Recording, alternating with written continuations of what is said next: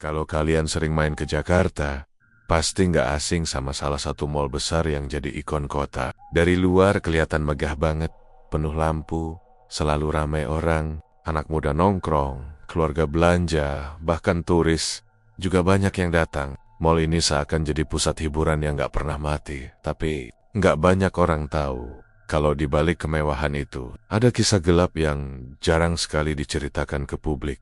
Cerita ini pertama kali saya dengar dari seorang satpam yang sudah lama kerja di sana. Katanya, sejak awal pembangunan, mall ini memang dipenuhi kejadian janggal. Pekerja bangunan sering ngalamin hal-hal aneh. Ada yang dengar suara teriakan di malam hari, padahal semua pekerja sudah pulang. Ada yang lihat bayangan orang jalan di atas rangka besi gedung, padahal waktu itu belum ada lantai sama sekali. Sosok itu seperti perempuan berbaju putih, rambutnya panjang tergerai, dan langkahnya pelan banget. Yang bikin merinding, kakinya nggak berpijak di besi, tapi melayang sedikit di atasnya. Suatu malam, seorang mandor yang lagi keliling untuk ngecek bahan bangunan ngaku kalau dia dengar suara orang nangis. Suaranya pelan, kayak lirih, dari arah galian pondasi. Mandor itu mikir mungkin ada pekerja yang kecelakaan. Dia langsung nyalain senter, turun ke bawah galian itu. Tapi yang dia temuin malah bikin dia kaget setengah mati. Di dasar galian yang penuh tanah basah, gak ada siapa-siapa. Yang ada cuma genangan air dan suara lirih itu terus kedengeran. Suara perempuan, kedang ketawa, kedang nanggus. Mandor itu langsung lari naik ke atas. Mukanya pucat pasi. Malam itu juga dia mutusin buat gak pernah lagi ngecek sendirian. Dan cerita yang lebih serem lagi adalah soal beberapa pekerja yang hilang tanpa jejak. Ada satu kejadian yang sempat bikin geger. Namanya Suyatno, seorang buruh asal Jawa Tengah. Orangnya dikenal pendiam, rajin, gak banyak tingkah. Satu malam setelah lembur, dia pamit ke teman-temannya mau pulang lebih dulu. Tapi sejak malam itu, dia gak pernah balik lagi. Awalnya orang-orang pikir dia mungkin kabur atau pulang kampung tanpa izin. Tapi barang-barangnya masih ada di kamar kontrakan. Dompet, bahkan HP-nya juga ketinggalan. Teman-temannya bilang, terakhir lihat, Suyatno jalan ke arah basement bangunan yang waktu itu masih berupa galian besar. Satpam sempat cek lokasi, tapi nggak ada jejak sama sekali. Cuma ada helm proyeknya yang ditemukan di dekat tumpukan besi. Anehnya, helm itu penuh lumpur, seperti habis dicelupkan ke dalam tanah basah. Setelah itu, banyak gosip beredar kalau Suyatno bukan hilang biasa, tapi jadi korban tumbal proyek. Banyak orang bilang, pembangunan mall sebesar itu pasti butuh pengorbanan. Ada yang nyeletuk sambil berbisik, iki dudu proyek biasa, iki proyek get, mesti ono tambali. Ini bukan proyek biasa, ini proyek besar, pasti ada tumbalnya. Kalimat itu sempat bikin merinding banyak orang, karena setelah Suyatno hilang, kejadian aneh justru makin sering muncul. Beberapa pekerja lain cerita kalau setiap tengah malam, mereka suka dengar suara langkah kaki di lantai atas. Padahal bangunan masih setengah jadi dan gak ada yang boleh kerja malam-malam. Ada juga yang bilang, lihat bayangan orang lari-lari di antara tiang-tiang beton. Kalau didekati, bayangan itu hilang begitu saja. Satu malam, ada pekerja bernama Arman yang kebagian jaga malam. Dia duduk di pos kecil dekat pintu masuk proyek, sambil ngerokok dan nyeduh kopi. Sekitar jam 2 pagi, dia lihat ada perempuan lewat, jalan pelan ke arah dalam proyek. Dia pikir itu orang luar yang nyasar, atau mungkin ada cewek cari pacarnya yang kerja di situ. Arman manggil, Mbak, mau kemana? Ini proyek, nggak boleh sembarangan masuk. Tapi perempuan itu nggak nengok, terus aja jalan. Rambutnya panjang banget, nutupin wajahnya. Bajunya putih, lusuh, kayak baju tidur. Arman mulai curiga, apalagi langkah perempuan itu kayak nggak nyentuh tanah. Dia buru-buru bangun, mau nyamperin, tapi begitu Arman ngangkat senter, perempuan itu tiba-tiba hilang. Benar-benar lenyap di depan matanya. Yang tersisa cuma bau wangi melati yang sangat menyengat. Malam itu, Arman langsung sakit panas tinggi sampai 3 hari. Badannya gemetar kalau malam, dan katanya setiap tidur, dia mimpi didatangi sosok perempuan yang sama. Kejadian aneh nggak berhenti di situ. Pernah ada kecelakaan aneh waktu kren tiba-tiba jatuh. Padahal, katanya mesin lagi nggak dipakai. Besi-besi panjang runtuh menimpa 3 pekerja. 2 meninggal di tempat, 1 lagi hilang entah kemana. Nggak pernah ditemukan meski lokasi udah digali dan dicek berkali-kali. Yang bikin bulu kuduk berdiri, Beberapa saksi bilang sebelum kren jatuh, mereka sempat lihat bayangan hitam besar berdiri di atas rangka besi. Kayak ada sosok gede banget mengawasi. Seiring berjalannya waktu, cerita-cerita mistis itu makin banyak. Warga sekitar yang rumahnya nggak jauh dari lokasi proyek juga sering dengar suara-suara aneh malam-malam. Ada yang bilang terdengar suara gamelan Jawa samar-samar. Padahal lokasi itu jelas di Jakarta. Nggak ada orang main gamelan tengah malam. Ada juga yang ngaku lihat rombongan orang berpakaian putih jalan masuk ke proyek lewat pintu belakang. Tapi begitu dikejar, nggak ada siapa-siapa. Sampai akhirnya, orang-orang mulai yakin kalau mall ini memang dibangun bukan dengan cara biasa. Ada ritual-ritual tertentu yang dilakukan diam-diam oleh pihak proyek. Warga sekitar sering lihat mobil mewah datang tengah malam, berhenti sebentar di dalam area proyek, lalu pergi lagi. Nggak ada yang tahu apa yang mereka lakukan. Tapi setiap kali itu terjadi, besoknya selalu ada berita buruk. Ada pekerja yang celaka, ada yang hilang, atau ada bagian bangunan yang tiba-tiba roboh. Seorang bapak tua yang tinggal dekat proyek pernah ngomong ke anaknya, "Aku wis ora kepengen liwat bengi-bengi. Nenek liwat mesti krungu suara wong nangis. Aku udah nggak mau lewat sini malam-malam. Kalau lewat pasti dengar suara orang menangis. Nggak baik." Nah, dan benar saja, beberapa anak muda yang iseng lewat lokasi proyek waktu malam bilang mereka sempat dengar suara orang minta tolong dari dalam. Yang bikin merinding, suara itu kedengaran jelas banget, kayak ada orang yang dikubur hidap-hidap di bawah pondasi. Mereka nggak berani berhenti lama-lama, langsung kabur sambil gemetar. Cerita-cerita itu memang hanya beredar dari mulut ke mulut, tapi semakin lama, semakin banyak orang percaya. Apalagi setelah mall itu akhirnya berdiri megah, semua cerita horor seakan terkubur di balik tembok-tembok mahalnya. Tapi bagi orang-orang yang tahu sejarahnya, mereka selalu bilang kalau mall itu bukan sekadar tempat belanja. Ada harga mahal yang dibayar dengan nyawa manusia agar bangunan itu bisa berdiri kokoh sampai sekarang. Menurut cerita warga sekitar, pembangunan mall itu memang nggak pernah berjalan mulus. Dari awal, setiap kali pekerja sudah capek bikin pondasi, beberapa hari kemudian, pasti ada saja yang retak. Seolah-olah tanahnya menolak untuk dipasangi beton. Ada pula kejadian aneh waktu kren yang ukurannya besar banget, tiba-tiba jatuh, padahal katanya gak ada angin kencang, gak ada masalah teknis, dan operatornya sudah memastikan semua aman. Beberapa orang yang ada di sekitar sempat lihat dengan mata kepala sendiri, bagaimana kren itu seperti ditarik ke bawah oleh sesuatu yang gak kelihatan. Kecelakaan itu menewaskan 2 pekerja, sementara satu lagi hanya ditemukan potongan bajunya. Orang-orang di proyek bingung setengah mati. Dicari kemana-mana, nggak ada jejak, seakan orang itu benar-benar lenyap di telan tanah. Sejak saat itu, gosip mulai menyebar bahwa pembangunan mall ini ada hubungannya dengan sesuatu yang tidak wajar. Katanya, sang pemilik proyek sempat mendatangi seorang orang pintar untuk mencari solusi. Dan jawaban yang keluar dari mulut orang pintar itu membuat bulu kuduk siapapun berdiri. Yen pancen kepengin lancar, kudu ono tumbaleh. Begitu ceritanya, orang pintar itu bicara dengan bahasa Jawa halus. Artinya, kalau benar-benar ingin proyek ini berjalan lancar, harus ada tumbalnya. Katanya tanpa itu, bangunan sebesar ini tidak akan pernah bisa berdiri kokoh. Sejak saat itu, kejadian aneh berubah jadi tragedi yang berulang. Ada pekerja yang tiba-tiba jatuh dari lantai tinggi.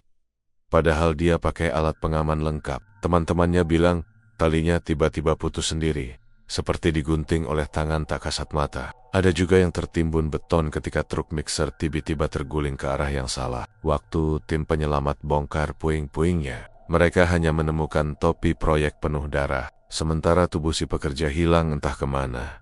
Yang paling membuat heboh adalah ketika ada seorang pekerja yang hilang di basement. Waktu itu basement masih berupa galian tanah yang dalam, penuh lumpur. Pekerja itu disuruh ngukur kedalaman, turun dengan tali. Teman-temannya sempat melihat dia melambai, lalu turun perlahan. Tapi setelah beberapa menit, tali itu jadi kendur. Pas ditarik, ujung tali sudah kosong. Nggak ada siapapun di bawah sana. Mereka panik, panggil bantuan, bahkan menggali lebih dalam, tapi nggak pernah menemukan jasadnya. Ada yang bilang dia ditelan tanah, ada pula yang percaya dia ditarik ke dunia lain sebagai tumbal.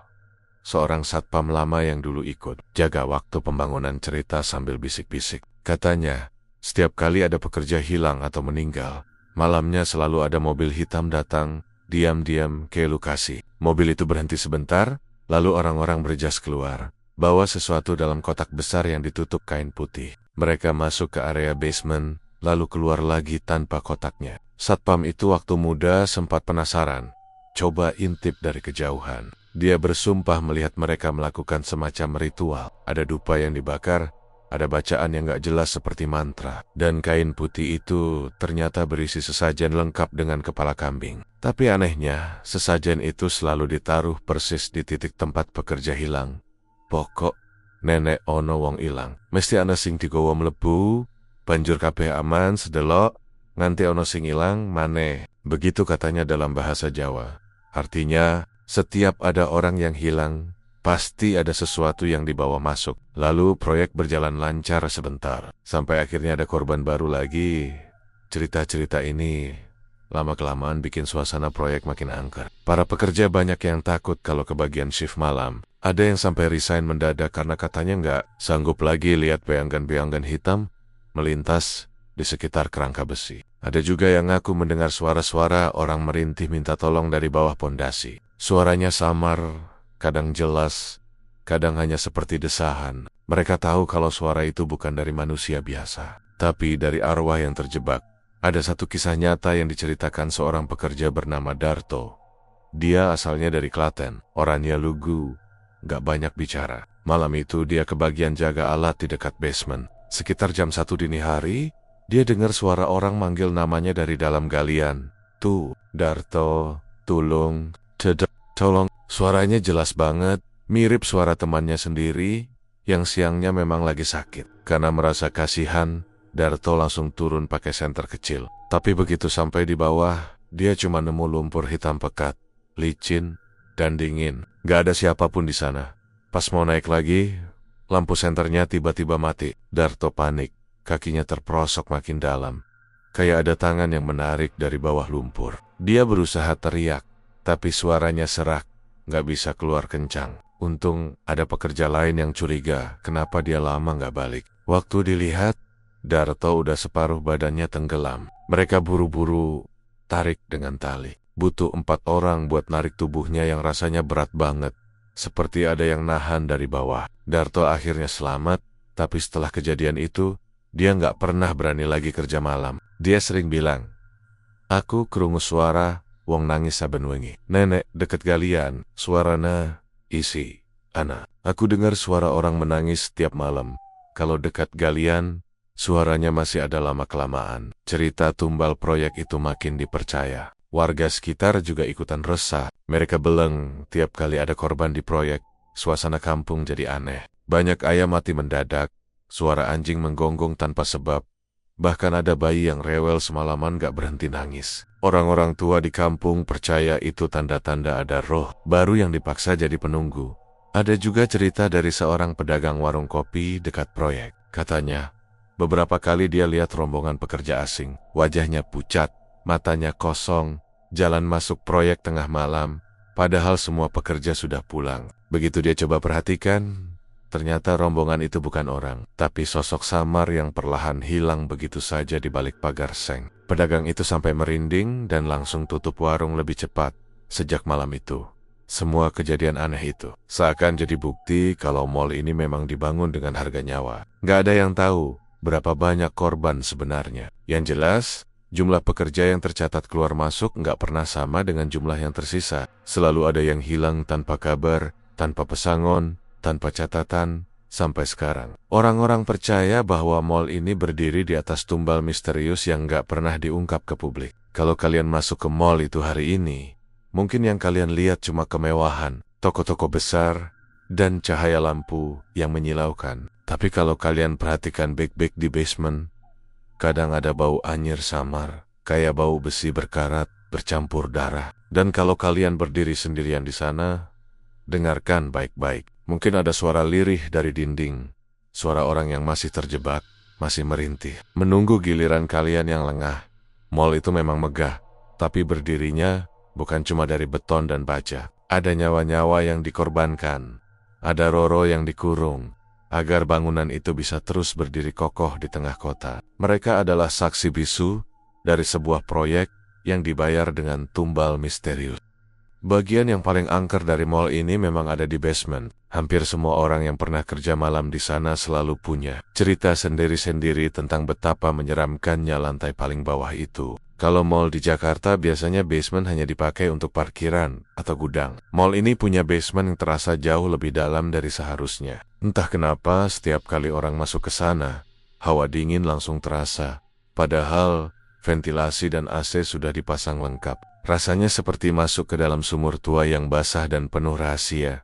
Beberapa satpam mall pernah cerita, kalau setiap jam 2 atau 3 pagi, mereka mendengar suara orang menangis di pojok basement. Suara itu terdengar pelan, seperti orang menahan sakit. Kadang terdengar seperti suara perempuan, kadang seperti suara anak kecil. Semakin didekati, suaranya makin jelas. Seolah ada seseorang yang memang menunggu untuk ditemukan. Tapi anehnya, ketika satpam sampai di titik suara itu, tidak pernah ada siapapun di sana. Hanya ada tembok beton dingin yang lembab, catnya mulai berjamur, dan genangan air tipis di lantai. Seorang satpam tua bernama Pak Mardi pernah cerita kalau dia hampir gila gara-gara suara itu. Malam itu dia sedang patroli sendiri, dan suara tangisan terdengar jelas dari arah sudut yang gelap. Karena penasaran, dia nyalakan senter dan berjalan pelan-pelan. Suaranya makin keras, seperti ada perempuan menjerit pelan sambil sesenggukan. Waktu Pak Mardi sampai di pojokan, senternya bergetar di tangannya karena dia melihat sesuatu. Ada bayangan seperti tubuh manusia yang sedang jongkok di lantai. Bahunya berguncang, seperti orang yang benar-benar menangis. Tapi anehnya, bayangan itu tidak punya kepala. Hanya tubuh tanpa kepala yang bergetar sambil mengeluarkan suara tangisan.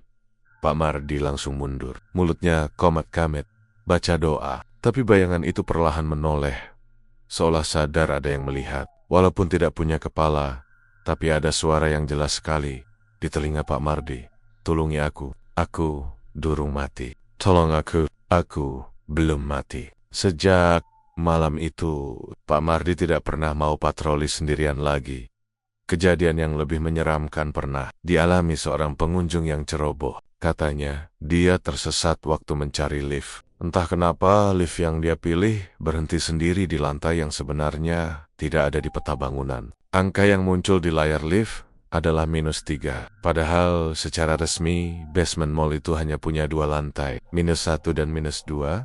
Begitu pintu terbuka, suasana langsung berbeda. Lampu redup, hanya beberapa lampu neon yang berkelip. Lorong panjang membentang lurus, dan hawa dingin bercampur bau anyir darah menyeruak begitu saja.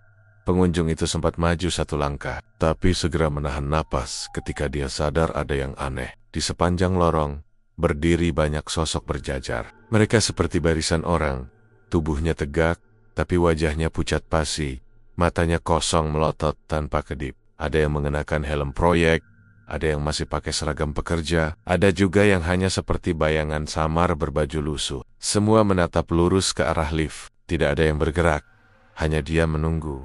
Pengunjung itu panik, menekan tombol lift berkali-kali. Untungnya pintu lift menutup kembali dengan sendirinya. Begitu pintu benar-benar tertutup, pengunjung itu langsung terduduk di lantai lift dengan napas terengah. Sejak saat itu, dia trauma berat. Katanya setiap kali dia naik lift manapun, dia selalu merasa ada sosok yang ikut berdiri di belakangnya. Cerita ini bukan sekali 2 kali terjadi. Ada beberapa orang lain yang juga pernah mengalami kejadian serupa. Mereka bilang kadang lift mall itu seperti punya kehendak sendiri, membawa orang ke lantai yang tidak terdaftar. Bahkan ada seorang teknisi yang mencoba menyelidiki, tapi dia justru hilang setelah turun ke basement. Rekan-rekannya hanya menemukan alat perbaikan yang tertinggal di dekat lift, tapi teknisinya tidak pernah kembali. Ada juga kisah yang beredar dari cleaning service yang sering dapat jadwal bersih-bersih di basement malam hari. Mereka bilang, ketika sedang mengepel lantai, kadang pel mereka terasa berat, seperti tersangkut sesuatu. Waktu diperhatikan, ternyata di lantai muncul noda merah pekat, seperti darah, padahal sebelumnya bersih. Begitu mereka gosok kuat-kuat, noda itu hilang. Tapi esok malamnya, noda itu muncul lagi di tempat yang sama.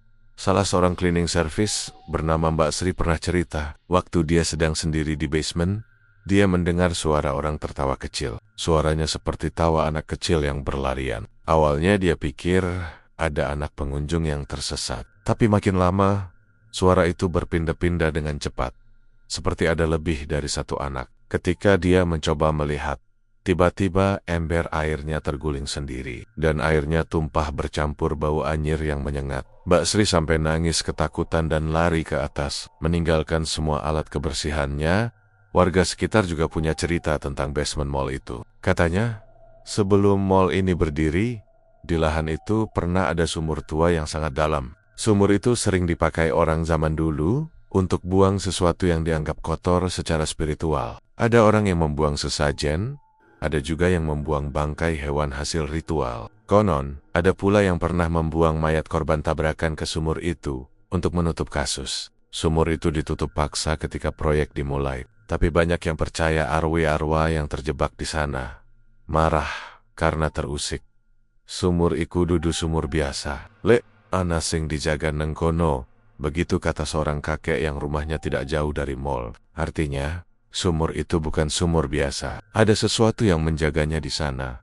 Mungkin karena itulah basement mall terasa lebih dalam dari seharusnya. Orang-orang bilang, setiap kali turun ke basement, jarak yang ditempuh terasa lebih panjang daripada bangunan biasa. Bahkan ada satpam yang mencoba menghitung langkah dari lift ke pintu keluar basement. Anehnya, setiap kali dihitung, jumlah langkahnya tidak pernah sama. Kadang 100, kadang 150, kadang hanya 70. Seolah-olah lorong itu berubah-ubah panjangnya sesuai dengan siapa yang berjalan di sana. Yang membuat makin menyeramkan. CCTV yang dipasang di basement sering rusak sendiri. Pernah suatu kali teknisi mengecek rekaman CCTV, dan yang terlihat di layar bukanlah gambar basement seperti biasanya, melainkan gambar puluhan orang berseragam proyek. Wajah mereka pucat, berdiri diam menatap kamera. Padahal, ketika dicek langsung, basement kosong melompong. Semua cerita itu membuat basement mall ini dijuluki sebagai tempat terlarang. Bahkan para pekerja yang sudah lama di sana sering memperingatkan, kalau kalian nekat turun sendirian ke basement tengah malam, jangan pernah menoleh kalau mendengar suara dipanggil. Karena ada yang bilang, kalau kalian menoleh, kalian tidak akan bisa kembali lagi ke atas. Kalian akan jadi bagian dari barisan sosok yang berdiri berjajar di lorong gelap itu. Sampai hari ini, basement mall itu masih digunakan sebagai tempat parkir. Orang-orang tetap saja keluar masuk tanpa tahu apa yang sebenarnya bersemayam di bawah. Tapi bagi mereka yang pernah merasakan sendiri, mereka percaya betul bahwa basement itu bukan tempat biasa. Ada sesuatu yang dikubur bersama fondasi. Ada roh-roh yang tidak pernah tenang. Dan ada pintu yang seharusnya tidak pernah dibuka oleh manusia. Ada seorang YouTuber bernama Dimas yang waktu itu lagi naik daun karena konten-konten horornya. Dia terkenal suka uji nyali di tempat-tempat angker, mulai dari rumah kosong, bekas sekolah terbengkalai, sampai kuburan tua. Kontennya selalu dapat jutaan view. Jadi ketika dia dengar kabar tentang mall angker di Jakarta ini, semangatnya langsung membara. Buat dia, mall ini bisa jadi konten paling heboh sepanjang karier YouTube-nya. Malam itu, setelah mall tutup, Dimas berhasil dapat izin masuk. Sebenarnya izin itu nggak resmi-resmi banget. Dia kenal salah satu satpam yang butuh uang tambahan. Jadi dengan sedikit uang rokok, akhirnya Dimas bisa masuk ke dalam mall setelah semua pengunjung pulang. Lampu-lampu utama sudah mati. Hanya beberapa lampu emergensi yang menyala. Suasana hening banget. Hanya terdengar suara AC yang masih berputar pelan. Dimas bawa kamera DSLR, handycam, dan juga 2 kamera kecil GoPro yang dia pasang di sudut-sudut mall buat ambil footage tambahan. Awalnya dia mulai dari lantai paling atas. Dia keliling food court yang sudah kosong, meja dan kursi tersusun rapi. Tapi ada satu hal yang bikin dia merinding. Di salah satu meja, ada bekas minuman yang masih setengah penuh. Padahal seharusnya semua sudah dibereskan cleaning service. Dia sempat ketawa sendiri sambil bilang ke kameranya, "Wah, ada yang ketinggalan nih. Atau jangan-jangan ada yang masih nongkrong." Dia tertawa, tapi jujur saja, tawanya agak dipaksakan. Karena begitu dia melirik lagi, gelas minuman itu sudah pindah tempat. Dari meja sebelah kanan, entah bagaimana, gelas itu sudah ada di meja sebelah kiri. Padahal dia baru saja memutar badan beberapa detik untuk ambil gambar. Dimas coba cuek. Dia melanjutkan syuting, turun satu persatu lantai sambil bercerita ke kamera. Semuanya masih terasa normal. Hanya ada sedikit suara berisik seperti kursi yang digeser dari kejauhan. Mungkin cleaning service, pikirnya. Tapi makin lama, Suara itu terdengar makin dekat. Padahal, jealous dia, cleaning service sudah nggak ada di sana malam itu. Puncak dari semuanya terjadi saat dia nekat turun ke basement. Satpam yang berjaga sudah memperingatkan, "Mas, kalau berani turun, jangan sendirian. Wong kene kerep ono kejadian sing aneh-aneh." "Oh host, Mas, kalau berani turun, jangan sendirian. Di sini sering ada kejadian yang aneh-aneh. Jangan sembrono." Tapi namanya juga YouTuber, semakin dilarang semakin penasaran. Dimas justru makin bersemangat karena bagian basement itulah yang paling ditunggu para penonton. Dia turun pakai lift sendirian. Saat pintu lift terbuka di basement, hawa dingin langsung menyergap. Kamera yang dia pegang bergetar, bukan karena tangannya, tapi karena sensornya mendadak error. Layarnya berkedip-kedip, lalu mati sendiri. Dimas kesal. Dia coba nyalakan ulang. Kamera menyala sebentar, tapi kemudian mati lagi. Anehnya, lampu indikator baterai masih penuh. Padahal sebelumnya, kamera ini lancar-lancar saja. Dia akhirnya ambil kamera cadangan, yang lebih kecil. Saat itu, lorong basement terlihat panjang sekali. Lebih panjang dari biasanya. Lampu-lampu neon di langit-langit berkedip lemah. Sebagian mati total. Dia coba bercanda sambil bicara ke kameranya. "Oke guys, ini sekarang gue ada di basement. Katanya di sini yang paling angker. Kalau ada setan, tolong nongol ya, biar viewers gue makin banyak." Kalimat itu baru saja selesai dia ucapkan ketika terdengar suara ketukan. Pelan sekali, tapi jelas. Tok, tok. Dari arah ujung lorong, Dimas berhenti bicara. Matanya menatap ke arah suara. Dia kira mungkin ada satpam lain yang iseng, tapi yang bikin bulu kuduknya merinding, ketukan itu terdengar seperti dari dalam tembok. Dia mendekat pelan-pelan, sambil tetap merekam. Semakin dekat, ketukan itu semakin cepat, seperti orang yang tidak sabar. Lalu, tiba-tiba berhenti. Sunyi total. Dimas menelan ludah, lalu berusaha bercanda lagi. Mungkin ada tikus gede ya guys, tapi suaranya terdengar kaku. Beberapa menit kemudian, dia mencoba live recording pakai kamera kecilnya. Baru beberapa detik berjalan, kamera itu kembali error. Layarnya gelap, tapi suara masih terekam. Dan dari rekaman itu, terdengar jelas ada suara orang berbisik di telinganya. "Mundur, Le. Oh, Honor. Mundur. Nah, jangan diteruskan." Dimas langsung pucat. Dia menoleh cepat ke kiri dan kanan. Tapi jelas-jelas dia sendirian. Dadanya berdegup kencang. Dia buru-buru menyalakan kamera lagi. Dan kali ini berhasil. Dia coba melihat hasil rekaman barusan. Shot dia play. Jantungnya nyaris copot. Di layar, terlihat dirinya sedang berjalan di lorong basement. Tapi di belakangnya, berdiri sosok hitam tinggi besar. Tubuhnya seperti bayangan, tapi tebal, dengan kepala hampir menyentuh langit-langit basement. Matanya merah menyala, menatap tajam ke arah kamera.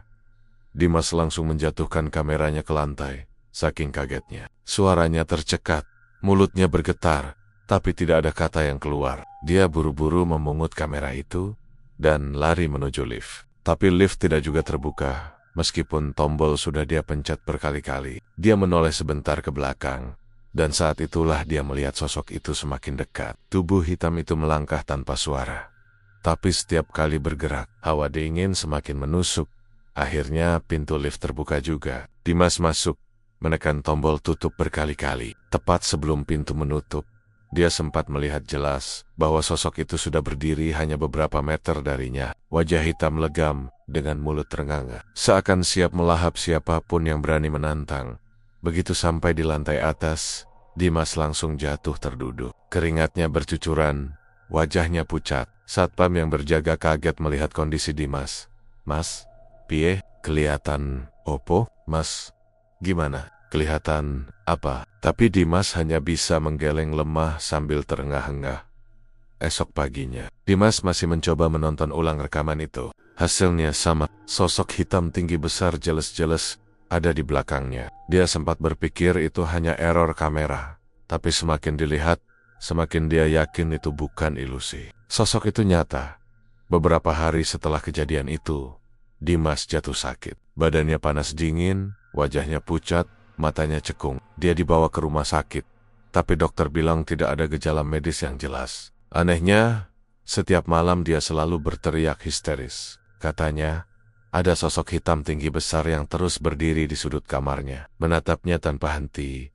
Keluarganya sampai membawa Dimas ke orang pintar. Menurut orang pintar itu, Dimas sudah diikuti oleh penunggu basement mall. Sosok itu marah karena Dimas menantangnya secara sengaja. Kowe wes, gawe daiwek, nesu, saiki deweke, ngetut ke awakmu. Kamu sudah bikin dia marah. Sekarang dia ngikutin kamu.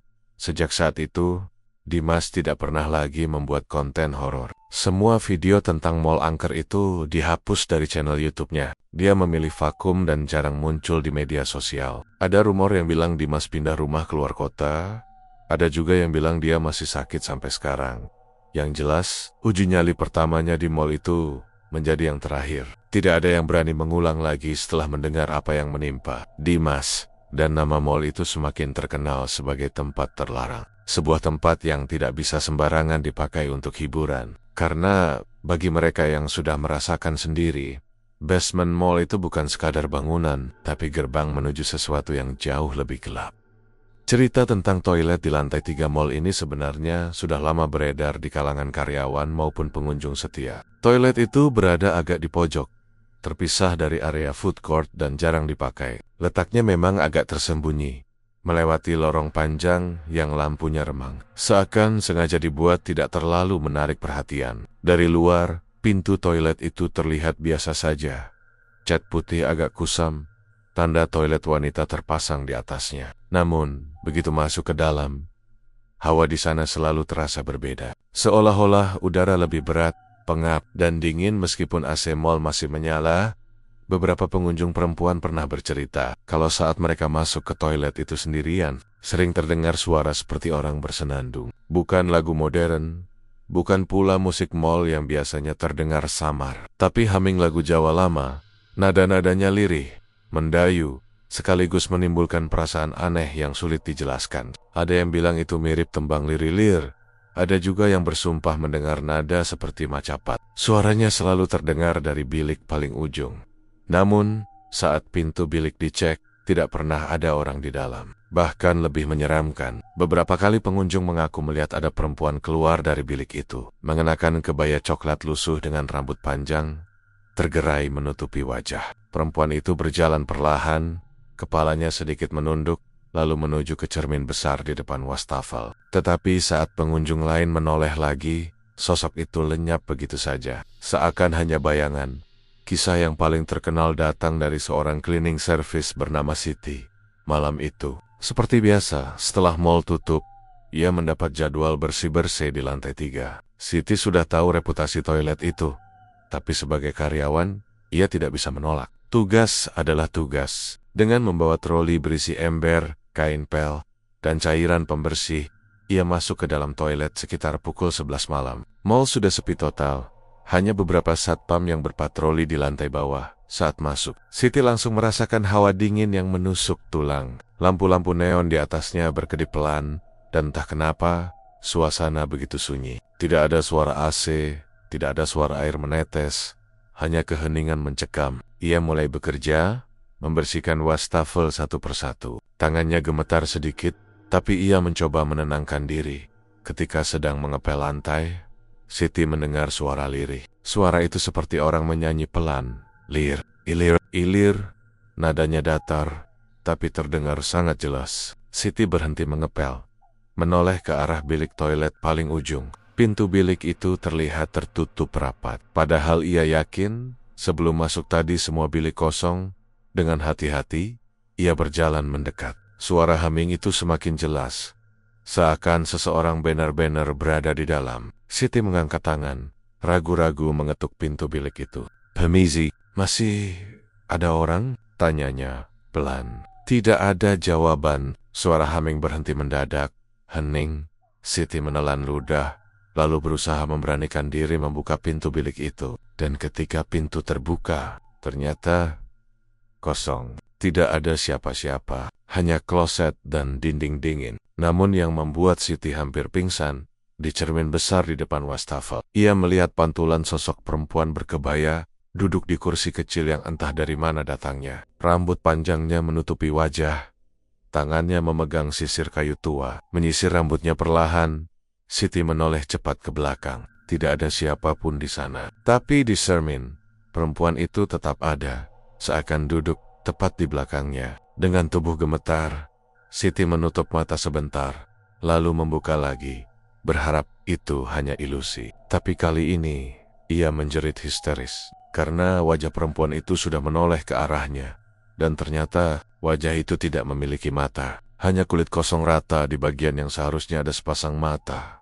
Siti berlari sekengkeng-kengkeng Nia keluar dari toilet, meninggalkan troli dan semua peralatan bersih-bersihnya. Satpam yang mendengar teriakannya segera menghampiri, tapi Siti hanya bisa menangis dan gemetar. Sejak malam itu, ia menolak keras jika dijadwalkan membersihkan toilet di lantai 3. Bahkan beberapa bulan kemudian, ia memilih berhenti kerja. Karena trauma yang terlalu dalam, kejadian itu tidak hanya dialami Siti, beberapa karyawan lain juga pernah mengalami hal serupa, meskipun dalam versi berbeda. Ada seorang kasir tenan yang mengaku saat ia buru-buru ke toilet itu, sebelum mal buka, ia melihat bayangan perempuan berkebaya lewat di belakangnya. Tapi ketika ia menoleh, tidak ada siapa-siapa, hanya bilik kosong. Ia sempat berpikir itu hanya bayangan dari luar, tapi lorong menuju toilet begitu sepi pagi itu. Belum ada orang lewat.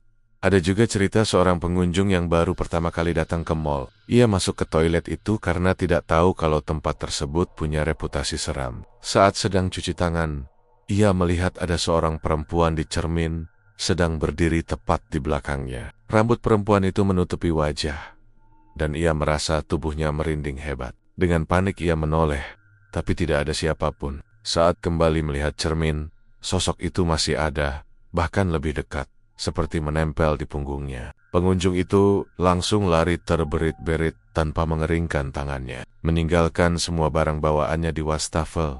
Yang membuat toilet itu semakin angker adalah cerita lama dari warga sekitar sebelum mal berdiri. Konon, lokasi toilet di lantai 3 itu dulunya adalah bagian dari rumah tua milik seorang sinden Jawa. Sinden itu terkenal cantik tapi hidup tragis. Ada kabar ia dipermainkan oleh pemilik rumah, dipaksa melayani tamu-tamu, hingga akhirnya gantung diri di dalam kamar mandi. Lagu humming yang sering terdengar di toilet dipercaya sebagai suara arwah. Sinden itu yang tidak tenang, seorang kakek tua yang dulu tinggal di sekitar lokasi, bahkan pernah berkata, "Iki dudu sembarang panggonan, sinden iku biyen sing paling ayu, nanging dipasrahke kaya barang. Saiki rohnya kepencil, ngolek dalan metu. Ini bukan tempat biasa. Sinden itu dulu yang paling cantik, tapi diperlakukan seperti barang. Sekarang rohnya terjebak." Mencari jalan keluar, cerita-cerita itu semakin memperkuat keyakinan orang bahwa toilet di lantai 3 mall itu memang dihuni sosok perempuan tanpa mata. Entah kenapa matanya hilang,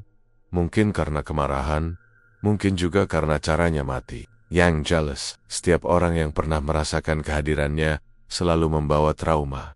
Beberapa kali pihak manajemen mall mencoba menutup toilet itu, tapi selalu ada alasan untuk membukanya kembali. Katanya, kalau toilet itu dikosongkan terlalu lama, gangguan justru semakin menjadi-jadi. Lampu di lorong mall sering mati sendiri, cermin di toko-toko, pakaian memantulkan bayangan yang aneh. Bahkan ada pelanggan yang kerasukan mendadak.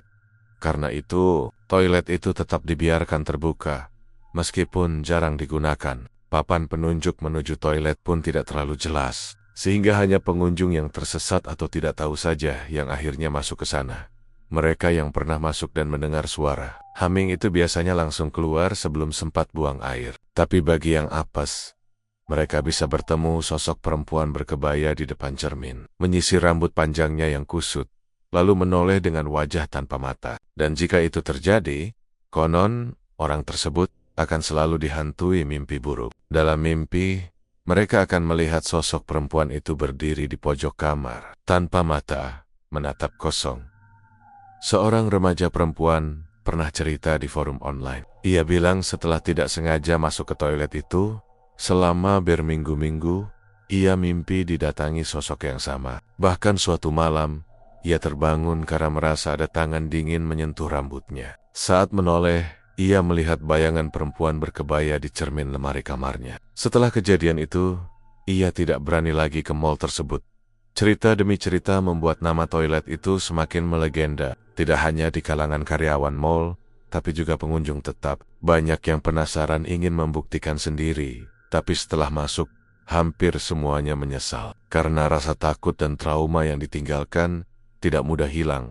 Toilet itu sampai sekarang masih ada, masih terbuka, tapi selalu sepi. Lampunya memang menyala, lantainya tetap bersih, tapi hawa dingin dan rasa tidak nyaman langsung terasa begitu seseorang melangkah masuk. Beberapa orang percaya sosok sinden tanpa mata itu akan tetap di sana, menunggu orang-orang yang nekat datang untuk memperlihatkan wajahnya yang kosong, dan suara humming tembang Jawa yang akan terus terngiang di telinga sampai kapanpun.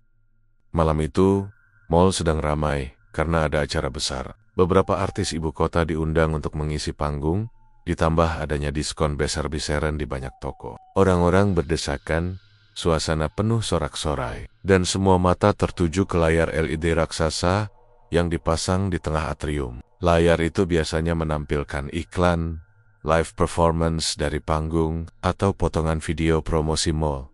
Awalnya semua berjalan normal. Host acara berceloteh dengan semangat, musik menghentak, dan kamera yang menyorot penonton bergantian muncul di layar. Semua tertawa, ada yang melambaikan tangan, bahkan beberapa anak kecil teriak kegirangan karena wajah mereka nongol di layar besar. Tapi tanpa diduga, suara musik mendadak seret, seperti kaset rusak. Layar LED itu tiba-tiba bergetar, gambarnya bergelombang, dan seluruh atrium langsung hening.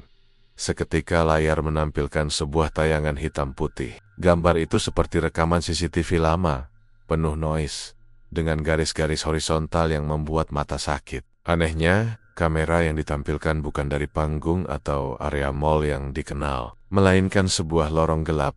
Lorong itu berlubang-lubang, basah, dan jelas bukan bagian dari ruangan mall yang pernah dilihat pengunjung. Lantai terlihat penuh genangan cairan kental yang warnanya tampak pekat seperti darah. Beberapa orang langsung menutup mulut. Ada yang berbisik takut, itu basement mall ya? Kok kayak gitu? Beberapa orang lain malah nekat mengangkat HP, merekam layar besar itu. Semua terdiam, terpaku, dan hanya suara dengungan mesin pendingin mall yang terdengar. Tiba-tiba, dari ujung lorong, muncul sosok pria tanpa kepala. Tubuhnya tinggi, mengenakan kemeja lusuh, tapi bagian lehernya hanya menyisakan daging hitam sobek, seperti terbakar. Dia berdiri diam, menunduk, tanpa bergerak sedikit pun. Ya Allah, desis seorang ibu sambil memeluk anaknya erat-erat. Sosok itu tak bergeming. Hanya darah dari lorong yang makin terlihat jelas, mengalir ke arah kamera. Semakin lama, gambar itu makin nyata. Beberapa orang sampai mundur, karena merasa darah itu akan tumpah keluar layar. Bahkan ada yang bersumpah mencium bau anyir yang kuat, padahal mereka sedang berada di atrium penuh AC. Sing go ngurip ke layar kui sopotu, celetuk seorang bapak yang panik, bercampur nada Jawa yang spontan keluar. Seketika, sosok tanpa kepala itu melangkah maju. 1, 2 langkah, jalannya lambat, tapi suara biur dari darah yang diinjaknya terasa sangat nyata. Jantung semua orang berdegup kencang. Suara teriakan anak kecil pecah. Beberapa remaja perempuan langsung menjerit histeris ketika sosok itu sudah sangat dekat dengan kamera. Layar LED tiba-tiba mati total. Gelap, lampu panggung sempat ikut padam beberapa detik sebelum kembali menyala. Host acara mencoba menenangkan penonton dengan senyum kaku. Mohon maaf ya, sepertinya ada gangguan teknis, ya. Mohon tetap tenang, tapi jelas tidak ada yang tenang. Orang-orang saling pandang, beberapa buru-buru keluar dari mall. Ada yang sampai jatuh pingsan karena syok. Bahkan, kabarnya, seorang ibu muda yang sedang hamil sempat kontraksi mendadak akibat ketakutan. Teknisi mall langsung dipanggil. Mereka bergegas memeriksa ruang kontrol layar. Aneh bin ajaib, tidak ditemukan rekaman apapun. Pak, ini aneh banget. Nggak ada data tayangan itu di sistem. CCTV basement pun nggak tersambung ke layar LED. Itu mustahil bisa tampil, ujar salah satu teknisi dengan wajah pucat.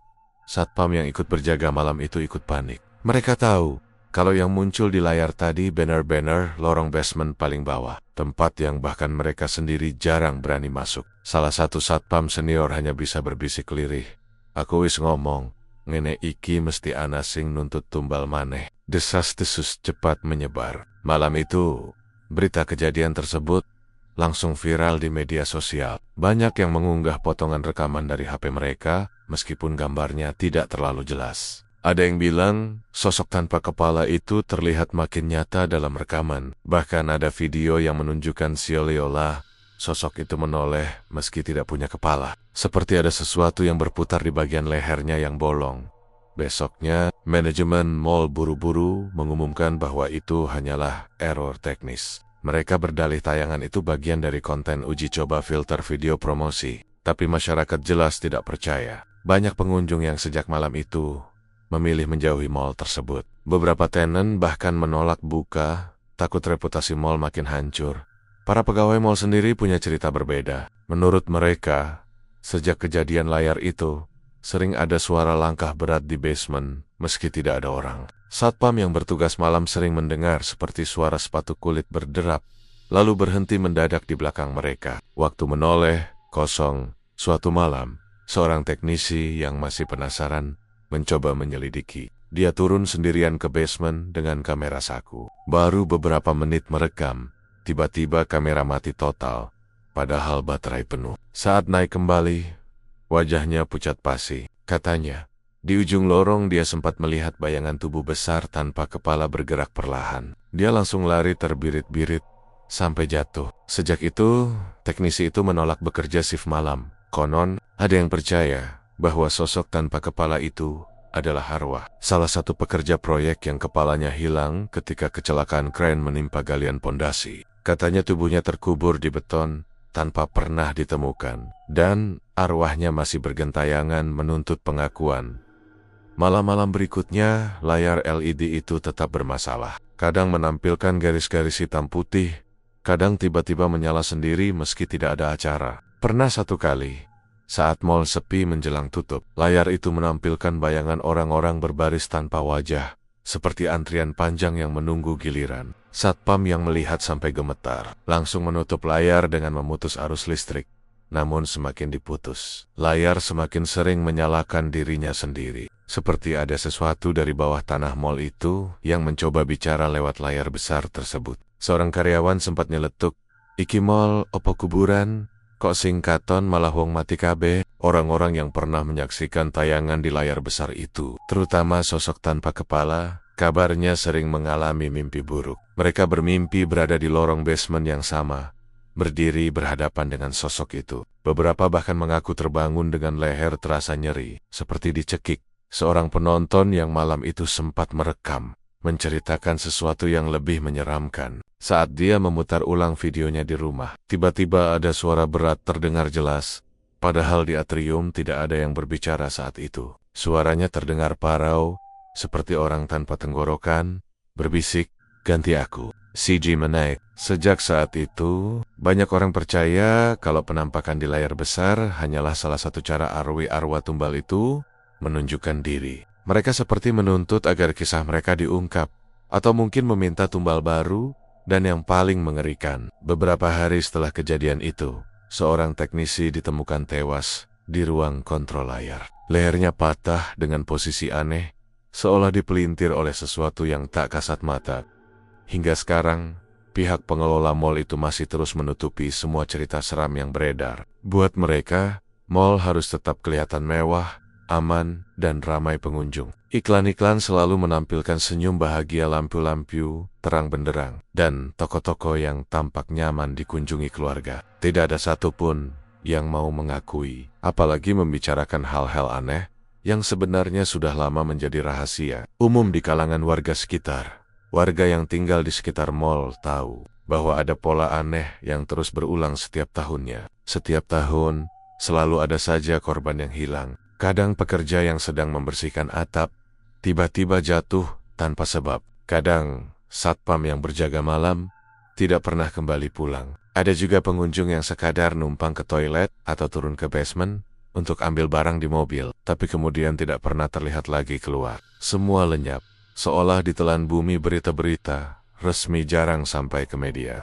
Pihak mall punya cara mereka sendiri untuk membungkam saksi atau mengalihkan isu. Kalau ada pengunjung yang hilang, akan dibilang kabur sendiri atau pergi tanpa izin keluarga. Kalau ada pekerja meninggal, akan disebut kecelakaan kerja biasa. Padahal, Orang-orang sekitar tahu bahwa semua itu bukan kebetulan. Iki pancen wis dadi syarat pesugihan. Rek, begitu kata seorang tukang ojek pangkalan yang sering mangkal dekat mall. Ia bercerita sambil merokok di pinggir jalan. Wajahnya serius. Mall ngono kui ora iso urip tanpa tumbal. Wong-wong gede sing duweni wis janji saben taun kudu ana sing dijupuk. Nek ora, mall iki bakal ambruk, bangkrut, lan ora ono sing gelem mlebu meneh. Banyak orang percaya tumbal proyek yang dilakukan di awal pembangunan dulu tidak berhenti hanya di situ. Konon, perjanjian itu harus terus dipelihara dengan cara memberi korban baru setiap waktu. Korban itu bisa siapa saja, tidak peduli apakah mereka pekerja, satpam, atau pengunjung biasa. Beberapa cerita dari saksi mata semakin memperkuat keyakinan warga. Seorang cleaning service tua pernah bercerita dengan suara bergetar. Malam itu, ia sedang mengepel lantai di koridor dekat eskalator yang sudah mati karena jam operasional mall hampir habis. Tiba-tiba, ia melihat bayangan orang berjalan cepat menuruni eskalator. Penasaran, ia mengejar karena setahu dia semua pengunjung sudah keluar. Tapi saat sampai di bawah, bayangan itu hilang begitu saja. Sing ngegawe aku ora iso turu. Aku krungu suarane, katanya pelan. Bayangan kui pas ilang, suarane isi ana kayak wong nguyu lirih. Ada pula kisah dari seorang satpam baru yang pernah ditugaskan menjaga basement. Ia tidak percaya pada cerita-cerita seram, malah menganggapnya omong kosong. Tapi pada malam keempat, ia digantikan oleh satpam senior karena ditemukan duduk di pojok basement dengan mata kosong. Setelah sadar, ia menangis tersedu-sedu dan hanya bisa berkata, "Aku ketemu wong akeh banget nang kono. Barisan wong, kabeh pasang mata neng aku ora aiso obah." Sejak kejadian itu, ia berhenti kerja dan kembali ke kampung halamannya di Jawa Tengah. Mall itu semakin lama, semakin menyeramkan bagi orang-orang yang tahu cerita aslinya. Ada pengunjung yang bilang, ketika masuk ke sebuah toko, ia melihat kaca besar di dalam toko itu memantulkan bayangan orang lain yang tidak ada di ruangan tersebut. Bayangan itu berdiri tepat di belakangnya. Meski saat menoleh, ruangan kosong. Cerita-cerita semacam itu semakin menumpuk. Tapi entah kenapa, mall ini tetap ramai. Diskon besar-besaran, acara musik dan promosi makanan membuat orang lupa. Atau mungkin pura-pura tidak peduli. Sebagian pengunjung bahkan sengaja datang karena penasaran dengan cerita angker yang beredar. Mereka ingin membuktikan sendiri, walau ujung-ujungnya hanya pulang dengan perasaan merinding. Namun, bagi warga sekitar, cerita itu bukan sekadar mitos. Mereka tahu betul ada rahasia besar yang berusaha disembunyikan oleh para pemilik mall. Suatu malam, seorang bapak tua yang dulu pernah ikut dalam pembangunan proyek itu duduk di warung kopi kecil dekat rel kereta. Ia bercerita sambil menatap kosong ke jalan, seakan-akan ingatannya kembali ke masa lalu. Waktu mall iki lagi dibangun, aku isi tukang kasar. Aku ngerti diyu. Nenek pondasi kuwi wis retak kaping pirang-pirang. Wong pinter sing diundang maringi syarat. Kudu ana tumbal. Ia menarik napas panjang, menatap rokok yang hampir habis. Lan aku ngerti sapa wae sing disilih dadi tumbal wektu kuwi. Wong-wong sing jeneni saiki ora tahu ditemokake maneh. Cerita itu membuat bulu kuduk merinding. Tidak ada yang berani menanyakan lebih jauh, karena wajah bapak tua itu langsung berubah muram. Seperti menyesali sesuatu yang tidak bisa diperbaiki. Semacam ini membuat orang semakin yakin bahwa mall itu bukan sekadar pusat perbelanjaan, melainkan rumah bagi arwah-arwah yang dijadikan tumbal. Mereka tidak bisa pergi, karena jasad mereka terkubur di dalam bangunan itu. Mereka bergentayangan, menunggu giliran, atau mungkin mencari teman baru. Pernah ada seorang mahasiswa jurusan arsitektur yang mencoba meneliti blueprint bangunan mall tersebut. Ia menemukan kejanggalan. Ada ruang-ruang kosong di basement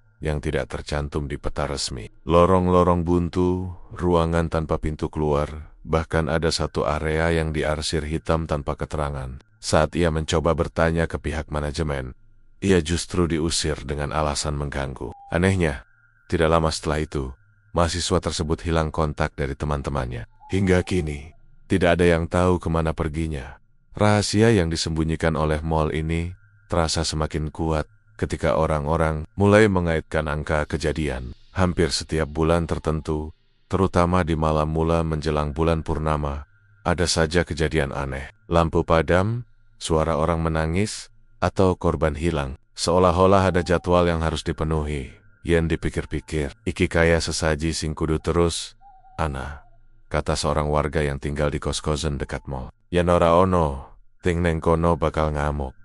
Mall bisa dari kuburan tenan. Semakin lama, cerita itu menjadi legenda urban. Banyak orang Jakarta yang hanya tahu sekilas, lalu menertawakan. Tapi bagi mereka yang pernah benar-benar mengalami, tawa tidak lagi ada. Hanya rasa takut dan kesadaran bahwa ada sesuatu yang jauh lebih besar daripada manusia di balik tembok-tembok megah itu.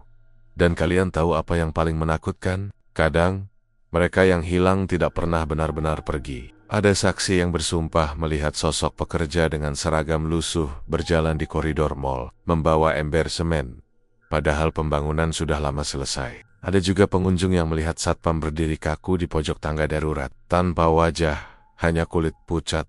Hingga kini, mall itu tetap berdiri megah. Dari luar terlihat biasa saja, penuh cahaya, penuh kehidupan. Tapi di balik semua itu, ada sesuatu yang tidak pernah bisa dijelaskan. Sesuatu yang terus menuntut, sesuatu yang dayam-dayam memperhatikan siapa saja yang masuk.